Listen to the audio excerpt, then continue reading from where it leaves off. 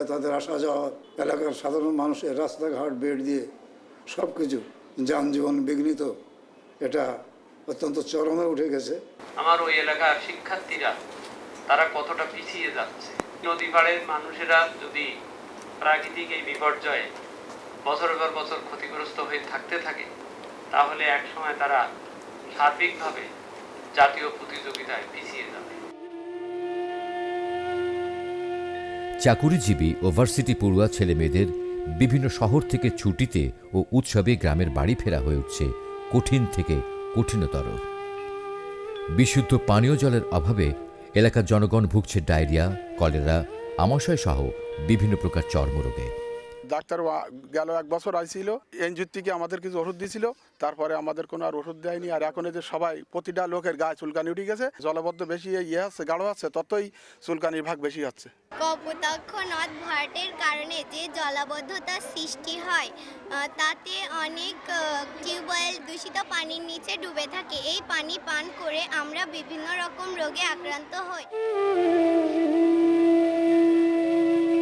স্নানাহার ও প্রাকৃতিক কার্য সম্পাদনে মারাত্মক সমস্যা হচ্ছে সকলের।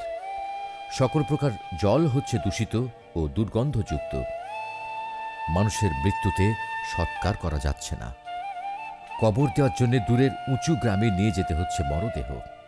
কপোতাক্ষ নদের এই ভরাটির কারণে মানুষ মারা গেলে এখানে দাফন পর্যন্ত করতে পারে না। সেক্ষেত্রে খুলনা জেলার কপিলমুনি ইউনিয়নে নদী পার হয়ে এসে যেন তেন করে দাফন করে চলে যায়। এই হচ্ছে জীবন। এলাকার মানুষগুলো ভুগছে চরম দুর্ভোগে। কিন্তু কার স্বার্থে অপমৃত্যুর কোলে ঢলে পড়ছে এই নদ নদীগুলো? কেনই বা ভরাট হয়ে যাচ্ছে কপোতাক্ষ নদ? কেনই বা শুনতে হচ্ছে লক্ষ লক্ষ মানুষের আহাজারি?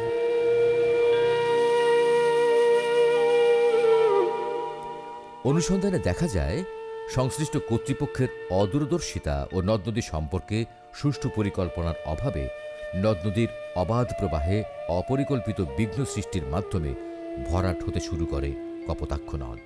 কপোতাক্ষ ভরাটের পেছনে বিভিন্ন জনে বিভিন্ন কারণ উল্লেখ করেছেন। এই যে ডালফালা দিয়ে নদীর মাঝখানে রাখা, এটা আমরা আঞ্চলিক ভাষায় কোমর বলি। এই কোমর দিয়ে মাছ শিকারের ফলে আমাদের এই নদীতে স্রোত বলতে যেটা বোঝায় সেটা নাই। নদীর কিনারাগুলো বেঁধে এক শ্রেণীর লোকেরা তাদের ওই মৎস্য চাষ করার ফলে নদীর স্রোত ঠিক মতন প্রবাহিত হচ্ছে না, যার ফলে নদীটা ভরাট হয়ে যাচ্ছে। যে নদীর পাশ দিয়ে কিছু শাখা খাল বয়ে গিয়েছিল, সেই শাখা খালের উপরে যে কালভার্ট বা ব্রিজ স্থাপন করা হয়েছিল সেগুলো পর্যাপ্ত পরিমাণে বড় ছিল না, এবং এই খালের উপরে যে সুইচ গেট বসানো হয় এর সামনে পিছনে পলি জমে উঁচু হয়ে যাওয়ার কারণে এই সুইচ গেট দিয়ে পানি ভিতরে ঢুকতে পারে না। এই নদীর থেকে যে শাখাগুলো, ছোটো ছোটো খালগুলো বিলির ভিতরে উঠছে, এবং এই বিলের বিভিন্ন লোকজন এর বাঁধ সৃষ্টি করে এর পানি নদীতে না আসার কারণে নদীর গভীরতা দিন দিন কমে আসে। প্রতি বছর নদীতে বর্ধিতভাবে পর্যাপ্ত পরিমাণ পলি জমা হয়। বছরে যার পরিমাণ 1 মিটারেরও বেশি। এই পলি নদীতে রেখে কোনো সমস্যার সমাধান করা সম্ভব নয়। নদী যদি খনন করা হয় 2-3 মাসের মধ্যে আবার নদী পলি দ্বারা ভরাট হয়ে যাবে। ভৈরব, মাথাভাঙা এই দুটি নদীকে কেন্দ্র করে যে স্রোতটা কপোতাক্ষে এসে পড়তো, সেখানে কপোতাক্ষের বিশেষ করে মাথাভাঙার মাথাটা বেঁধে দেওয়া হয়। তারপরে আস্তে আস্তে আস্তে এই নদীর উপর বিভিন্ন অপরিকল্পিতভাবে বাঁধ এবং ব্রিজ হয়। এই অপরিকল্পিতভাবে বাঁধ ও ব্রিজ হওয়ার কারণে নদীটা শাসিত হয়। ক্রুগ মিশনের সুপারিশে এই অঞ্চলের পানি নিয়ন্ত্রণের জন্য, বন্যা নিয়ন্ত্রণের জন্য অপরিকল্পিতভাবে অবদার বাঁধ, সেই সাথে স্লুইস গেট তৈরি হয়। তারই ফসল আজকের এই মৃত কপোতাক্ষ নদ।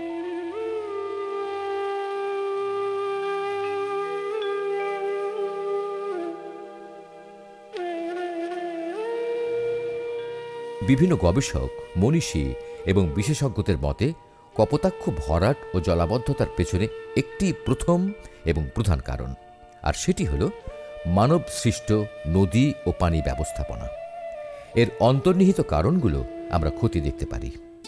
1798-99 সালে তাহিরপুরে কপোতাক্ষের উপরে বাঁধ নির্মাণ ও 1862 সালে ব্যাপকভাবে সড়ক ও রেলপথ নির্মাণের সময় বিভিন্ন নদীকে সংকুচিত করে রেল ও সড়ক সেতু নির্মাণ করা।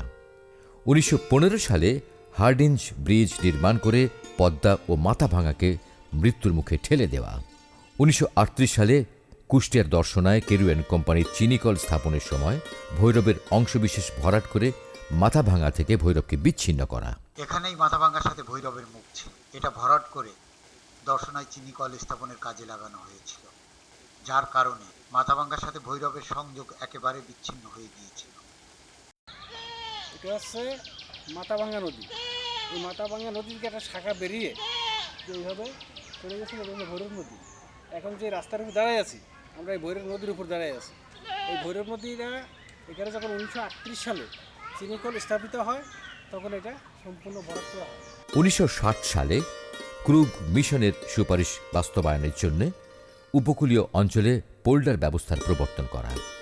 দেশ বিভাগের ফলে ইংরেজদের পরিকল্পিত ফরিদপুরের পাংশা উপজেলা বরাবর নির্মিতব্য নদিয়া ব্যারেজ ফারাক্কা নির্মাণ ও 1974 সালে চালু করে মাথাভাঙাকে অধিক পরিমাণে পদ্মা থেকে বিচ্ছিন্ন করা। অবশ্য বর্তমান সরকার সেখানে পদ্মা ব্যারেজ নির্মাণের প্রকল্প হাতে নিয়েছেন। এই জায়গাটা মাপযোগ করে বিদেশিরা মাপযোগ করে পিলার পর্যন্ত গাড়ি গেছে। পদ্মা ব্যারেজের কথা আমরা শুনেছি, এখন শুনলাম পানি উন্নয়ন বোর্ডে লেখা আছে যে গঙ্গা ব্যারেজের কথা।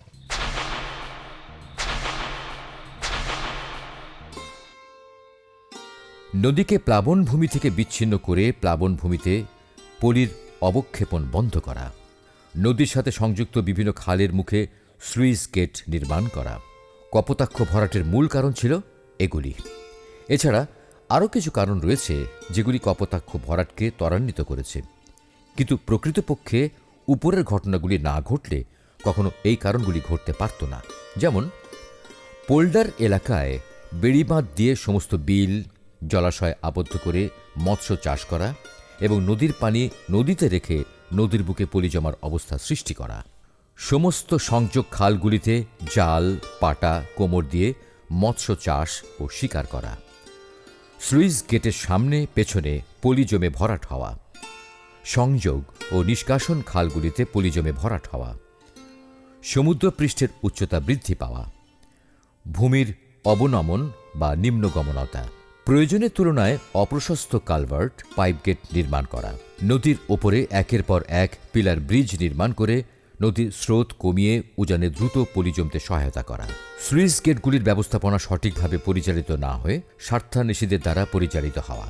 নদীর তীরে জেগে ওঠা চর দখল করে মৎস্য ঘের তৈরি করে নদীকে সংকুচিত করা এবং পলি ব্যবস্থাপনা থেকে নদকে বিচ্ছিন্ন করা। নদীগুলোতে শ্যাওলা ও আগাছা জন্মে নদীকে অবরুদ্ধ করে স্রোত চলতে না দেওয়া। কপোতাক্ষ ভরাটের এই কারণগুলি দূর করতে পারলেই সব সমস্যার সমাধান হয়ে যাবে। কিন্তু এই কারণগুলির অধিকাংশই এদেশের ভৌগোলিক অবস্থান, ক্ষমতা, আন্তর্জাতিক রাজনীতি ও দেশের বর্তমান আর্থসামাজিক অবস্থার কারণে দূর করা কতটা সম্ভব তা বিজ্ঞজনেরা বলতে পারবেন। সরকার ইন্ডিভিজুয়ালি খণ্ডিতভাবে কোনো প্রজেক্ট নিলে এটার সুফল আমরা পাবো না। এটার যদি কোনো সুফল পেতে হয় তাহলে ইন্টিগ্রেটেড সব বিষয়গুলোকে অ্যাড্রেস করে একটা প্যাকেজ সমন্বিত প্রজেক্ট সরকারকে নিতে হবে। দক্ষিণের সাগর পর্যন্ত ভরাট হয়ে যাবে এবং অনন্তকাল ধরে যদি পলি অপসারণ করা হয় তাহলে এই নদীকে বাঁচানো যাবে না।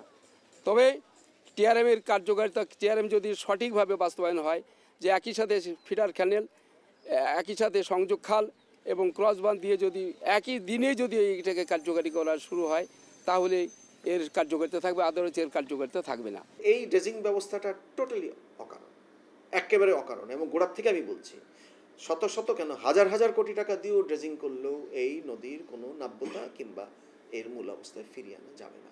আমাদের যে উপকূলীয় অঞ্চলে যে অবস্থা, এইটাকে সমাধানে আনতে গেলে আমার মনে হয় যে এই অঞ্চলের জন্যেই একটি বোর্ড গঠন করার দরকার আছে।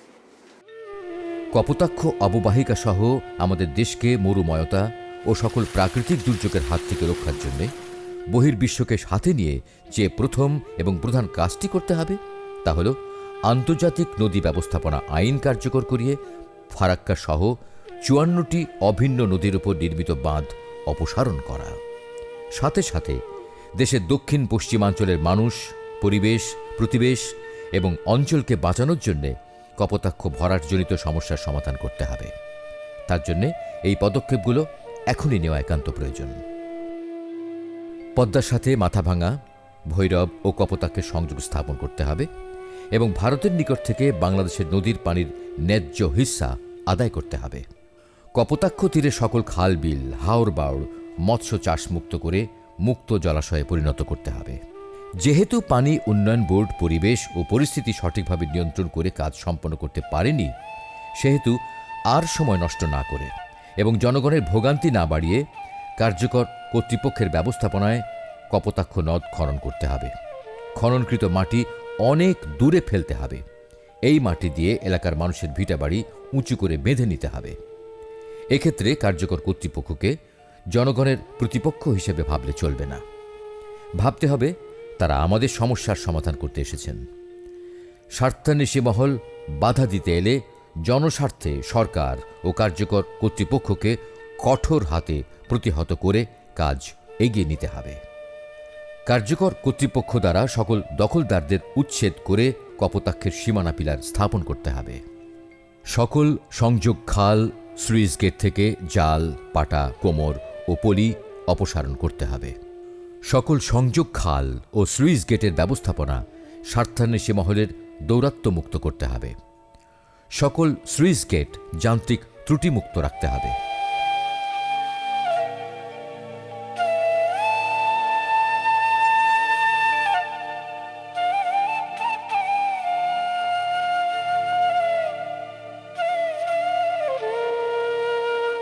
কপোতাক্ষের পার্শ্ববর্তী অন্যান্য প্রধান নদী যেমন বেতনা, শিবসা, মরিচচাপ, শালিখা, শালতা, হাড়কুমড়া, শৈলমারি, হরি, চিত্রা, কুমার, নবগঙ্গা, বেত্রাবতী, ফুটকি, মুক্তেশ্বরী সহ পার্শ্ববর্তী সকল নদীর প্রবাহমানতা নিশ্চিত করতে হবে।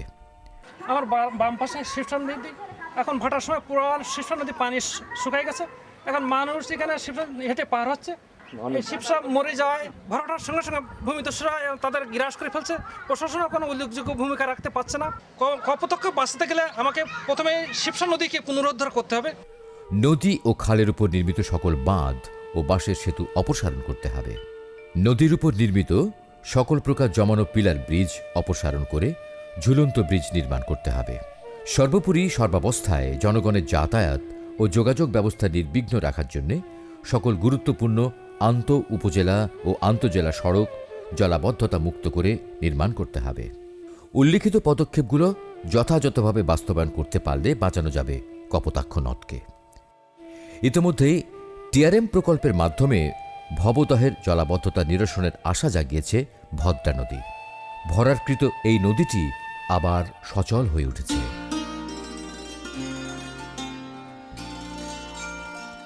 উল্লিখিত ব্যবস্থা গ্রহণ করে কপোতাক্ষকে প্রবাহমান না করা গেলে পাইকগাছার শিববাড়িতে ব্যারেজ নির্মাণ করে কপোতাক্ষকে উজানের পানি সরানোর একটি ক্যানেল হিসাবে ব্যবহার করা ছাড়া হয়তোবা আর কোনো উপায় থাকবে না।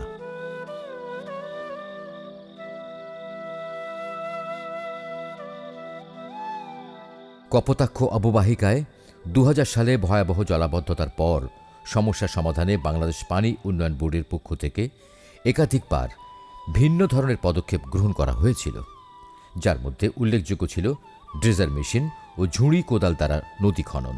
কিন্তু এর দ্বারা ফলপ্রসূ কোনো ফলাফল অর্জিত হয়নি, বরং কপোতাক্ষ অতি দ্রুত ভরাট হয়ে নদীর অকাল মৃত্যুকে আরও ত্বরান্বিত করেছে।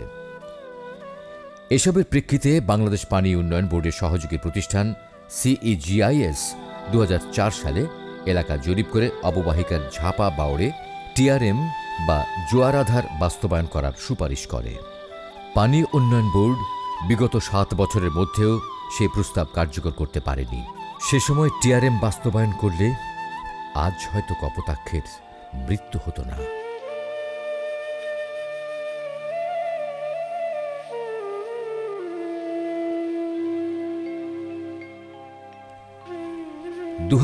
সালে তালা উপজেলার পাখিমারা বিলে টিআরএম প্রকল্প বাস্তবায়ন সহ কপোতাক্ষ খননের জন্য 261,54,83,000 টাকা বাজেট করা হয়েছিল। কিন্তু পাখিমারা বিলে টিআরএম প্রকল্প বাস্তবায়নে বিভিন্ন সমস্যা থাকার কারণে আজও বিলে পানি ঢোকানো সম্ভব হয়নি, যার জন্যে সেই প্রকল্প আজ ব্যর্থ হতে চলেছে। প্রকল্পের মেয়াদ 30 জুন 2015 পর্যন্ত। তারপরে প্রকল্পের কি হবে? প্রকল্প কি পরিত্যক্ত হবে? এই প্রশ্ন আজ সকলের। হলো স্থানীয় লোকজনের, বিশেষ করে ঘের চাষের সাথে যারা জড়িত, এই ধরনের লোকের অসহযোগিতা এবং বাধা প্রদানের কারণে এবং হাইকোর্টে একটি মামলা হওয়ার কারণে, মামলায় নিষেধাজ্ঞা আরোপের কারণে টিআরএমের কাজটি বাস্তবায়নে আমাদের বিলম্ব হয়। টিআরএম চালু ছাড়া নদী খনন করেও নদী খননটা রক্ষা করা যাবে না, এটা পলি দিয়ে ভরাট হয়ে যাবে। জুলাই 2011 থেকে 30 জুন 2015 পর্যন্ত মেয়াদের জন্য নির্ধারিত ছিল। এটা যে বিভিন্ন সমস্যার কারণে, বিশেষ করে টিআরএম এটা সময়মতো আমরা করতে পারি নাই। এখন এই কাজটা কমপ্লিট করতে এই 2015 পরে যদি আরও 2 বছর সময় লাগে, আমরা এই সময়টাকে বর্ধিত করে নিয়ে কাজটা কমপ্লিট করে দেবো ইনশাল্লাহ। 2004 সালের দিকে যেমন কপোতাক্ষকে খনন করতে গিয়ে সরসকাঠিতে ক্রস বাঁধ দিয়ে দ্রুত ভাটিতে কপিলমুনি পর্যন্ত ভরাট করে নেওয়া হয়েছিল, এবারও ঠিক তেমনি বালিয়া খেয়াঘাটের উপরে ক্রস বাঁধ দিয়ে বালিয়া খেয়াঘাট থেকে শিববাড়ি পর্যন্ত 7 থেকে 8 ফিট নদী ভরাটের ঘটনা ঘটে।